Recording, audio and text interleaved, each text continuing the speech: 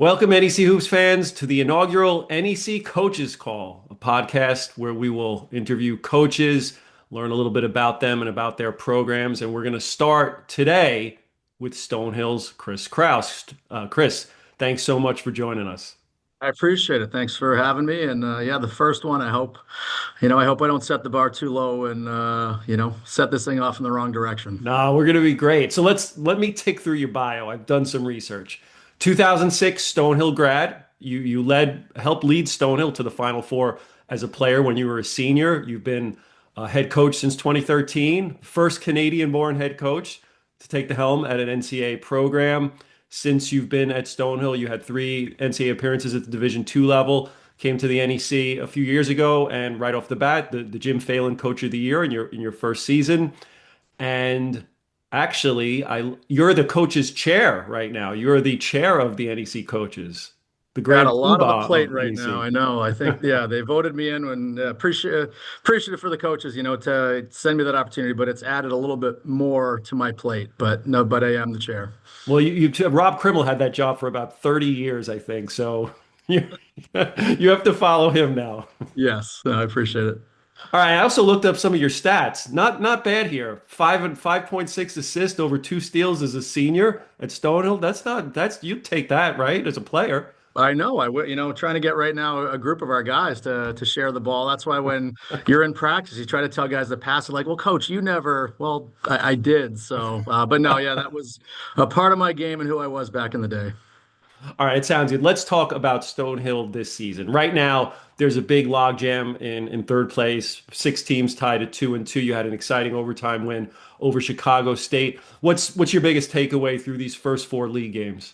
I think it's going to be a season where the parity, the ability for anybody to basically beat anyone. The logjam right now, so many teams at 2-2. Obviously, it looks like, a pretty clear-cut favorite at the moment. Coaches picked Long Island, in preseason poll, and they're showing that they had a phenomenal non-conference, season and just the caliber of play that they had. So they're definitely, sitting up top, Central Connecticut right behind them. But just, from top to bottom, I think there's a lot of really good teams in this league. There's a lot of parity on any given night. Anyone has the ability to beat anyone. So I think it's exciting. It makes it really, the excitement, but the stressfulness with you better be on point with scouting reports, with details, with accountability, because teams are capable. And, if you don't show up, the other team's going to be. So I think it's going to be exciting run, and I hope that we can stay right in the mix and right in the hunt and continue to just get better each and every week.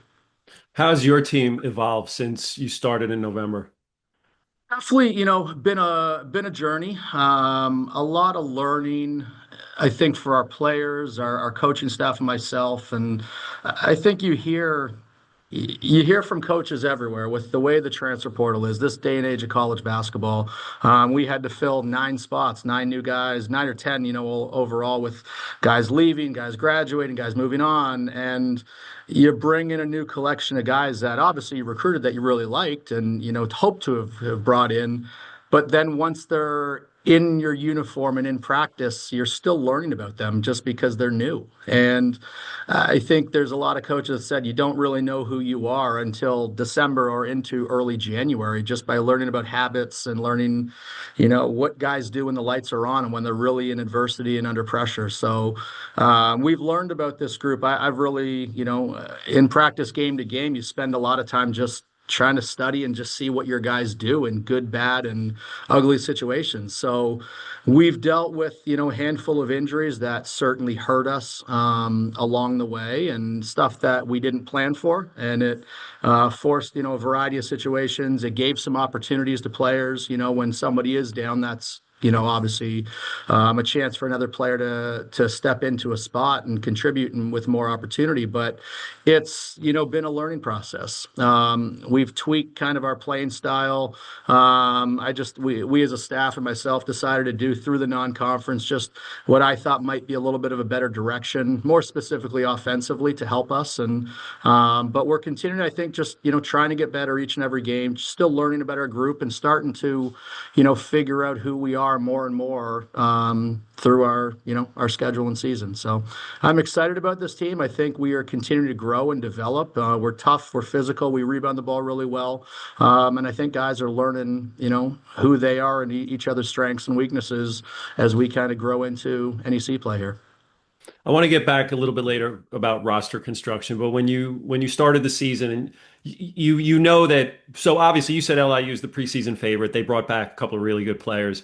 When you look down your bench and you see Herman and Chas, and I know Ethan's been hurt, but you're getting him back now. How comforting is that to have that level, that almost even, I mean, you only have to be there for 1 year now to pretty much be a veteran on your team. How much does that comfort you when they come back and decide to play again at Stonehill? Yeah, I mean, when you have guys that, give everything they have and love the place they're at, love the program, love, just the culture, love everything, and they stay and they're a part of it, it makes you feel good, kind of about what we do. And that was the nature of what college basketball always has been. And now to have those guys in our program that are leaders and, other players look to for a variety of things, it's so comforting and so great, obviously Chaz and Kofi, the whole way. And now Ethan is back in the mix for us and he's getting back comfortable, getting back. He needs to get back in rhythm, but is back playing again, thankfully. So, and as a coach, you know who they are. You know, for the most part, what they're going to do under pressure and in those situations. And you just have that trust and familiarity. And it's something that, the ability to retain guys, the ability to grow with guys, that makes your teams and makes your programs better. So it's definitely been a big hit, across the landscape with the amount of guys transferring and whatnot that you just don't have that, continuity. But to be able to have a handful of our guys and those three specifically, really makes you feel good as a coach when you put them in or you run plays for them or have those accountability levels, on both ends of the floor. We always ask the players this when we do our weekly interviews, so I figured I'd ask you what needs to happen for Stonehill to enter the NEC title race come, March. Well, I think we're, defensively, we're right there in the mix with, how we're defending. I think we feel and our ability to rebound the basketball. We're trying to, learn really who we are offensively and trying to find our way with, our guys and our personnel. Taking care of the basketball, I think, is paramount. When we take care of the ball, and as simple as it is, you give yourselves more opportunities to shoot and score, it only helps us. But if we can continue to find great looks around the rim, finish around the rim, opportunities for our guys who on the perimeter can shoot, and just value the basketball and share it as a team. I think our defense has shown, we can defend a handful of teams in this league at this level. And if we can find that punch offensively, I think we're going to be, a really tough game. Yeah, it should be wide open when we get into March. Like we actually saw this past weekend. We saw LIU really had to they got pushed. They got pushed in both their home games. So like to me, it's just a wide open league, and that kind of makes it fun. It is. And I think that's what you want to have that hope, whether you're a player, a coach, a program, in a minute, you want to have that excitement and that like, hey, there's an opportunity here. And I think it's going to be a really fun stretch. It's going to be a fun month, of February into March. And, when you know that it's within your grasp, it just makes you want to go after it more and more. So we're excited. And I know, obviously every single school is with how wide open things seem. So it's going to be, a fun stretch of NEC play. When you talk about the NEC, what's something maybe people outside the league don't fully appreciate about this conference? You know, I mean, it's kind of for me learning about it as obviously as we've jumped in a couple of years ago. I think there's really good coaches, and I think and I'm not just saying that as the chair and the guys that voted me, so I have to be nice to them. But no, I think even Coach Busey that day, it was the first time I've coached against him, and the strategy, how he operates, the toughness that they play with, and I think there's that across the board. You look at a lot of the coaches and what we do to strategize and try to game plan, and obviously everybody's doing that. There's a lot of really good coaches that are putting their teams in position to succeed every single night. And I think, with the players, you look at some of the individual talent, whether guys have transferred or whatnot, like there's a good collection of players that, are skilled and are talented. And as you watch guys in the non-conference schedule, they can compete against, a large portion of the country, whether high major or down to our own level. So it's good basketball. It's hard where I think people look at the schedule and the records in non-conference play because of who we all have to go up against. And everyone's like, oh, they're not that good. But there's a reason for some of it. There's a little bit of a why that I don't think people really dive into. And when you get into it and you watch it consistently, I think it's pretty good basketball. It's very athletic, it's tough, it's physical, and there's a lot of talent. As far as you talked about some of the coaches, I totally agree with you. I think we've had some great coaches that have come through here in the past and that we still have in the seats now. Are there coaches that you really respect that you like matching with on it when you play them and you know that they're going to push you to be a better coach just because you're competing against them? Yeah, absolutely. I mean, it's neat where we've got guys that were, in the NE10 or D2 days that just with the transitioning component, that guys that we've went up against, Coach Sellers with what he's done, with what Pat's done at Central these handful of years, and he's been there, changed their program and how well he's done back-to-back years, coach of the, like he does such a phenomenal job, got so much respect for him. I think you get to know I do think there's a little bit more with some of the travel and things that we do at this level. You get to know some of these guys a little bit more, I would say. So you see them on the road in certain areas, and it's fun. I love X's and O's and trying to like game plan ATOs or whatever, and I know other guys do it. So you're trying to figure out a way to get a leg up in a variety of ways, and it's a fun the chess game behind the scenes with coaches that you respect and you like and you think are pretty good coaches. Yeah, I think one of the things people don't know is that historically, our coaches have been a pretty tight-knit group. Like you guys all have like a text chat with each other. Like it's not, you see some leagues, man, these coaches, they don't like each other. I think we've always had some great professional respect and friendships from the coaches in the conference. No, I agree. And I think from what I've kind of noticed, we're all in the same little window together of trying to scrap for more, figure out for more, scrap and claw, especially in our non-conference schedule that you go through just what the grind is and you feel a level of respect and just appreciation for what we're all doing.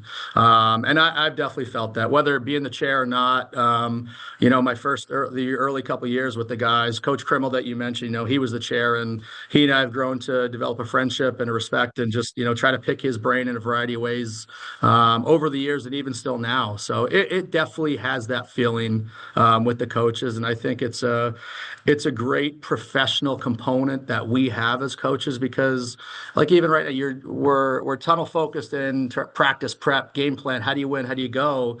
And you still need to be a human and you still want to have that, just to be able to remove the competitiveness and just have people that you can rely on and reach out for support and help and to pick their brain professionally. And I do think there is some of that in this league, which is great. Let's talk about your time at Stonehill from a player to today. You obviously you have a large stake invested in this in Stonehill. You were able to take them from the Division 2 ranks now to transitioning through Division 1. Now this year, finally, I know for you, full Division 1. How is that? What has that meant to you professionally, personally? I mean, it's an incredible opportunity that I've been given the chance to have, and I'm very appreciative, very thankful. I think I approach my day to day, my everyday when I come here, when I'm working, with an appreciation and with a respect to that drives me with my work ethic because not many people get these opportunities. And, I love this place. I love Stonehill. It helped me grow up. It's, where I went to school, where, my wife went here. It's home. And to see the transition, to see the step-by-step building blocks, my former teammates that I played with, to guys that I've coached, to players that have come, graduate and worked for me, the alums and like our basketball alumni, but even more so the school's alumni base, they're really excited about what is going on, I think, across the entire board at Stonehill, within our athletic department, from you name a sport, lacrosse, field hockey, football, soccer, tennis to basketball as well. I think everyone's really excited about the future of Stonehill, and it's really neat to see the alums and everyone else just jump on board and just be all in with trying to help, this place succeed. So that kind of just that, for me, being at the forefront of it for our program makes me work and makes me want to continue to work and try to figure it out each and every day. And there's a lot of challenges, but when you've got an administration, you've got a president, our athletic director, Dean O'Keefe, they are just so supportive and they are just so all in to do whatever we can within our realm to succeed and compete and just be successful. It's a great feeling and it's a great, team that we have here. So, yeah, I'm thankful. I love this place. It's more than just basketball. It's more than just sports at Stonehill, and I think that's what we've always tried to offer to our players. I think that's what the school does. That's what from our president down. It's more than sports. It's more than the kids going to school here. It's a community. It's a place that you learn and you grow and you develop and we hopefully set you up to succeed in life afterwards. And it's a special place. And I think to have that, and that's part of what we do recruiting wise, and that's what we try to give our kids. It's who I am as a person, and it's what we try to give. So it's a great spot, and really thankful that I got to walk in those shoes, and now teach others. And I get, professionally, yeah, to be one of the however many head coaches as a Division I head coach. It's an incredible opportunity that I don't take lightly. I pinched myself a couple of years ago when they said, "Hey, we're going Division I," and became a reality. Because I think as a coach, you never know. It's such a hard job, and you never know how long you're going to be in those seats, let alone as a Division I coach. So that's fortunate, appreciative. I'm lucky, very very lucky, but I try to show up every day and work with all that in mind. Let's look to the future. I know last spring you received a gift from the Bogan family to help kickstart a fundraising campaign for an arena. Are there like timeline updates? What's the status of that now? Because that's something we're all looking forward to. We are. Yeah, we need it yesterday. We need the building to be open now, but it's you got to raise the money. The school's working really hard. Our administrative team, president, our guys in fundraising are just doing, working every day as we are with alumni. I think when it opens, it's going to be just a huge jump for us recruiting, hopefully retention, just the experience here at Stonehill for a game day. Obviously, it's going to be a basketball and hockey dual facility, similar to what Quinnipiac kind of has, and it'd just be a tremendous addition to our program, to the school for hockey, and I think to the local surrounding communities as well. Yeah, we can't wait for that. Let's go. All right, let's switch gears. Let's talk a little X's and O's. I love talking to coaches. I like watching Stonehill play. I like the sets you run. I like how you free players up for open looks, layups. Are there coaches or teams that you've looked to for inspiration? Because I know you guys all steal from each other. I mean, that's the business, what you got to do. And then you put your own wrinkles on it. Are there coaches you look to for inspiration, and how much do you enjoy that process of coming up with those innovative sets and plays? I mean, I think good coaches are good thieves. Exactly what you say. You see something on film, you're studying an opponent, you're breaking their film, then you're like, oh, I like this. What I've always tried to do is I think whether you got good sets, I think you still have to fit it to your own personnel and what you have. So I always laugh at times. Everyone on Twitter is the best coach in the world because they're like, oh, this set, we got to run this. But if you don't have players that can shoot off of a triple, a stagger to a back shot, like you can't run it for your own guys. But I try to take from everybody, from guys in this league, from high major guys, mid major, low major. There's a lot of really really good Division II and III coaches that when you watch, and guys that we've competed against over the years, guys in Canada that I grew up playing for, watching. So NBA guys, I'm a basketball fan, and you watch, you study, and I like wrinkling things at a timeouts, halftime, pregame to try to, help your team put them in the best position possible. So, I wouldn't be doing it justice if I labeled or named a couple people because you take from everybody, from when you're watching. Let's be honest here, how satisfying is it when you call play in the huddle, there's a timeout, it's the end of the half, you're coming out to the second half, and then they run that perfectly. It's more dissatisfying when they don't run it too I well. kind of feeling you When might say that. that's the yeah, when you draw up something and your kid's making the wrong timing, the wrong situation, that's where it's frustrating because you hope and you think and you want every single set to work. Obviously it's not going to, but I get it's yeah. I mean, obviously you feel good about it, but it's just 2 points or 3 points or a foul in the grand scheme of it. But it's you try to prep stuff and work on things and you just hope that I remember more of when our guys don't do it right, I guess, than when it is done well. So how much now, you started in 2013 as the head coach at Stonehill. How much now are you relying on analytics and synergy now versus even 5 or 10 years ago? How much has that balance shifted over time? It definitely has. I mean, the numbers, the stats, the synergy, what synergy has evolved to Ken Palm, things like that. I'm not a crazy, huge analytical type guy. I do use numbers, and I have staffs and like some younger guys that come through and like they're big analytics guys, and like you don't use it at all. So we've kind of sat down at times and I'm like, well, what do you do? And here and there, I'm like, well, I do a lot of similar things, not to the same extent. So I'm more of just, hey, I'm going to break a game down, watch it from top to finish, first halves, to like everything, and just study, see, and learn the game. And I use the numbers, at the same time. Obviously, things are done with what Synergy can do from a scouting standpoint and even more of the scouting software, it's all there for you. So if you're not using it, you're not taking advantage of what is out there, and I think we really try to as a staff. I don't do a good enough job, I would say, with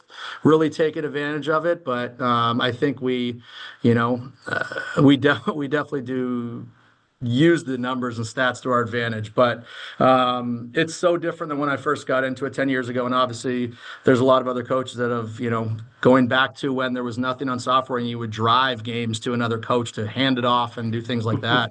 With what technology has done and what it's given you, it's kind of like to the ATO question. There's no more secrets now. That's the other side of it. And I do think as you get into league play across the country, and right now for us, there's hardly any secrets out there because there's so much film, there's so many numbers, there's such a collection of a database to study and get your kids prepped for. And I do think that's another way that, those little quick hitters and some ATOs, you can kind of catch somebody off guard that they may not have seen you do. But it's, yeah, the game has evolved and, the NBA is so analytical now with, situational numbers and this or that. So it's interesting to see, where the game's gone. But I still, for me, it goes back to like just use your eyes and use your experience to you see kind of what's going on out there and hopefully try to adapt with that. Is there like a non-obvious detail that you obsess over that people don't notice in your Um, prep or in your practice? I no, I'm not really sure. I don't know. I mean, prep wise behind the scenes, like I've always been a big shooting skill type coach to get our guys better from that to try to, continuously focus more on player development. Um, I don't know. Yeah, I wouldn't know how to answer that to be honest. So we can That's cut okay. this one. All right, let's switch gears again. Let's talk a little bit about recruiting and roster construction. So you kind of touched on it before. So when you recruit, are you looking for players that are going to fit a preferred system for you, or are you just going to adjust that system to just getting the best talent in there? Yeah, I mean, the recruiting thing right now, I'm learning to adjust year to year with we've always kind of recruited to our system, to our style. The transfer portal sort of hit, and then I tried to continue that. And we saw some trends of success or unsuccessful, and obviously with the jump to this level, so still learning what the right approach is. Right now. And I'm never going to change with what we look for, what I look for, character, culture, fit, good people, good guys that are hardworking, that we trust and are good members in our locker room, but here in our community, that will never change. But yeah, I think with, the game is so much older now with the way the portal is, with, what NIL has done. So you have to look a little bit or have to try to bring in some guys with experience. So, going from last year into this year, we tweaked our offensive structure and system just as a whole. So I had to recruit a little bit different. And I think, you and I have talked a little bit behind the scenes at times, and some other people, like our rebounding numbers are different than they've ever been. So we tried to, recruit to some of that. We're, bigger, more physical than we've been in previous years. Now it's changed some things offensively as a result, but, we're trying to, figure out what's the best fit and situation with the current landscape and, also evaluating the league with what, hopefully allows us to be competitive. But it's a challenge for sure, where you don't know who you're going to have going into it. You don't know how many spots you got to fill. You want to retain your guys, but you don't know if it's going to be. So you're always trying to find as much talent and good players and guys that can put the ball in the basket. But I think the other characteristics still really apply to us and me. So maybe we can pull the curtain back a little bit. I remember talking to you last year about how when a season ends, I guess it used to be you could just go on vacation, get your family, take off. You kind of knew who was coming back next year. Now, and this is not just we're not talking about just the NEC. This is pretty much all of basketball in general right now. That you may have to bring in 10 new players next year. It's just the way it is. Um, so can you, when a season ends, can you walk me through like the challenges and the strategy, like how your job has changed because of that? And then what I always want to know is how do you and your staff evaluate that sheer volume of players that are when there's 2,000 players in the portal? How do you go about that process?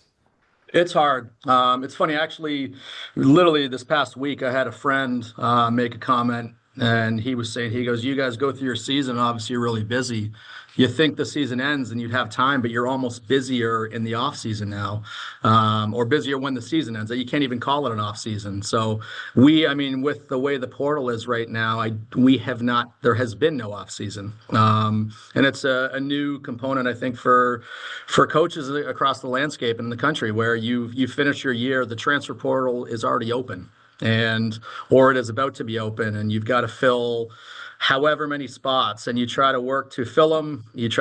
We did not fill our roster until mid to late June, and then we started our summer workouts in July.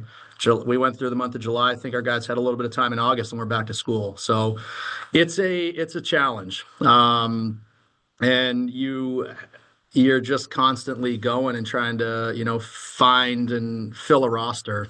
So I know a lot of coaches are, dealing with it.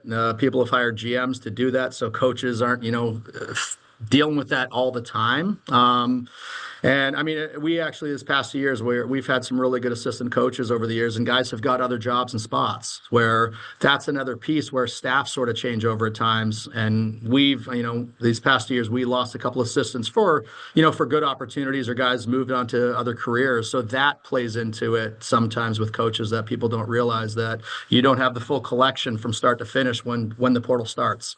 But I think our staff, with synergy, there's a lot of different software things that you can utilize to just evaluate. You pull up stats. You see once guys are in the transfer portal, you look at their video and you watch, evaluate, and you just kind of see if they're a fit. And sometimes you can bring them in, or you just you do a lot of it while evaluating on video to watch and see if you like them and if they'd be a good fit for you. But it's very, very busy, and it's a busy few months once the season ends.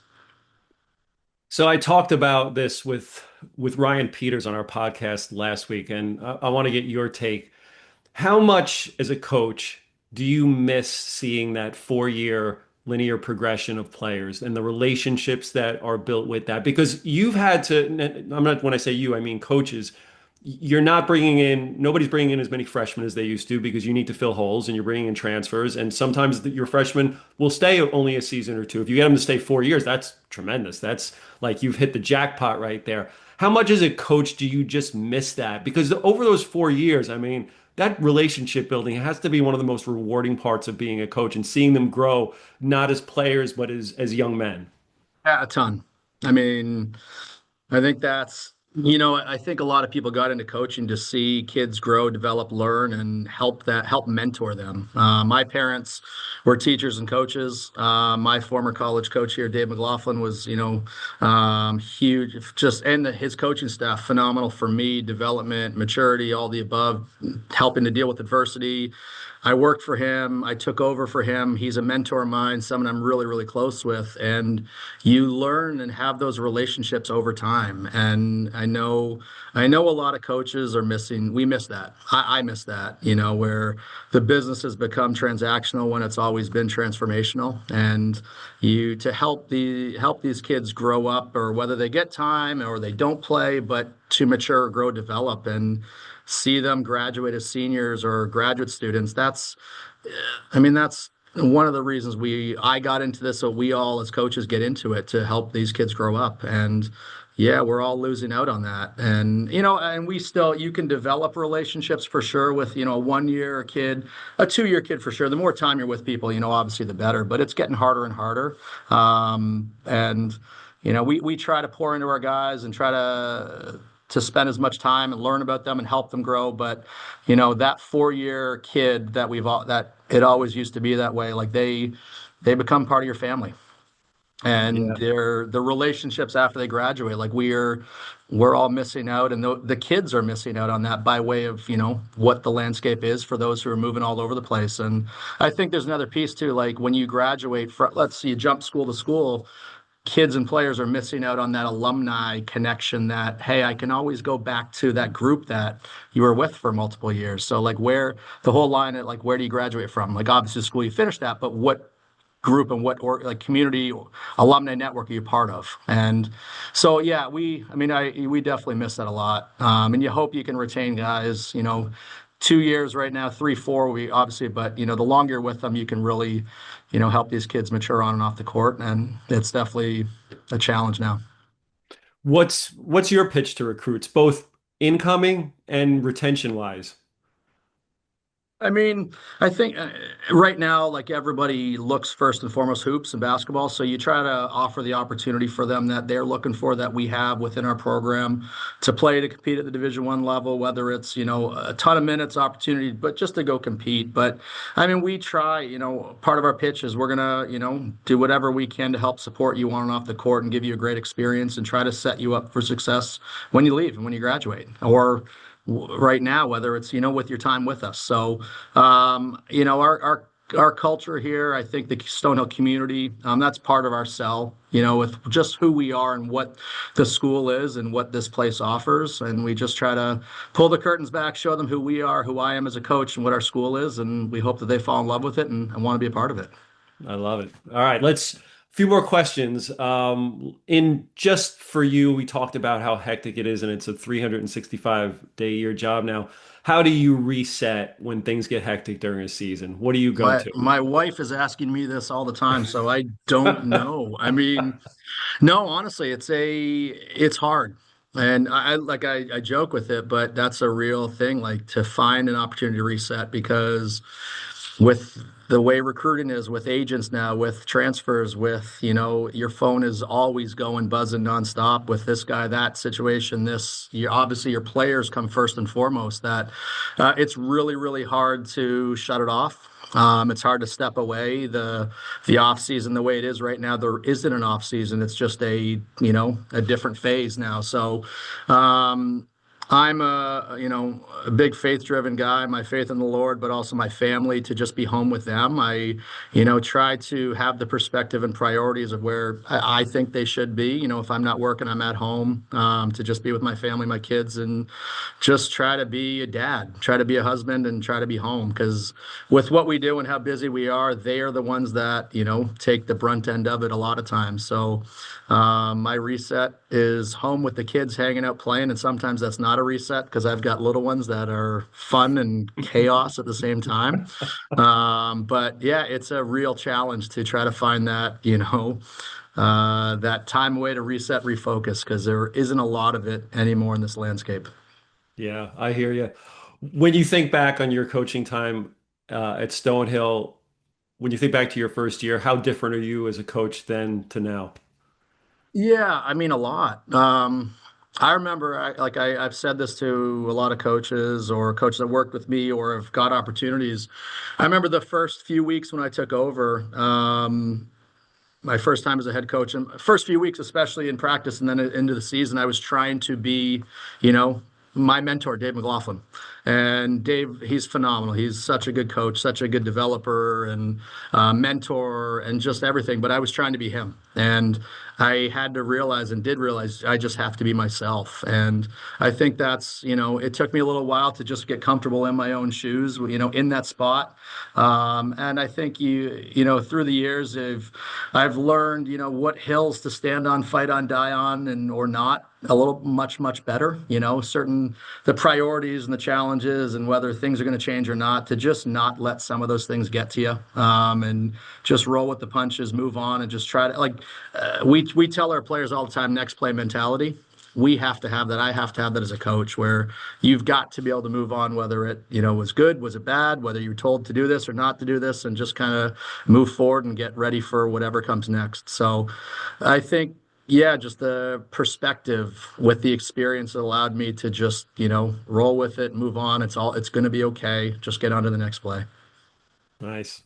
With everything that's changed in college hoops, the portal, recruiting, analytics that we talked about, what still keeps you excited about waking up every morning and coming into the gym?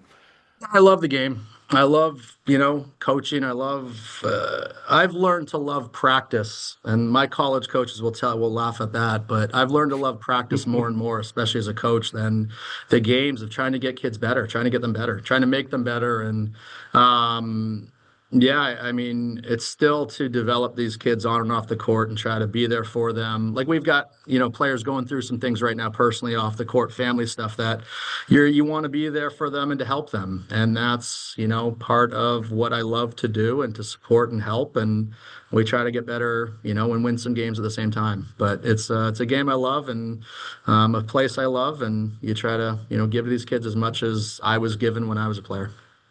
Yeah, I love hearing that. I'm a big Ted Lasso guy. Like, I love that show, and I love how he says he wants to make those players the best versions of themselves.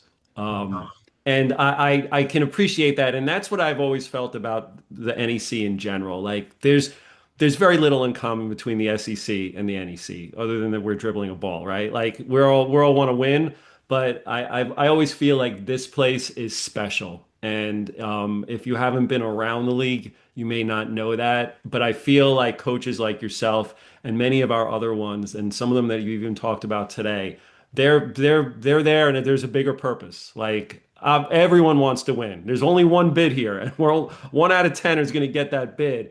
But there's more to it than that. So that I love hearing that. So let me end with this. What's one thing you hope your players say about you when they look back at their time at Stonehill?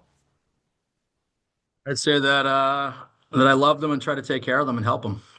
That he's a guy that when they're 45, 50, 70, or 22 or 19, they can pick up the phone and call and ask for help or ask for some support, and I'd answer and be there for them. That's awesome. Well, Chris, we've heard it all from you today. I think we've covered pretty much everything there is to cover. I want to thank you so much for joining us on the first coaches call. This was a ton of fun, and I hope to get to talk to more coaches throughout the year. I appreciate it. Thanks for having me. It was fun to do. Yeah, well, there we go. Stonehill 2-2. That we know what 2-2 means? 14 more chances to win this year, right? We'll we'll see what happens down the line, and we'll see what, when we get to March, we'll see if Stonehill can make a run. It should be a very exciting season in the NEC. Thanks again, Chris, and we will see you next time on NEC Coaches Call.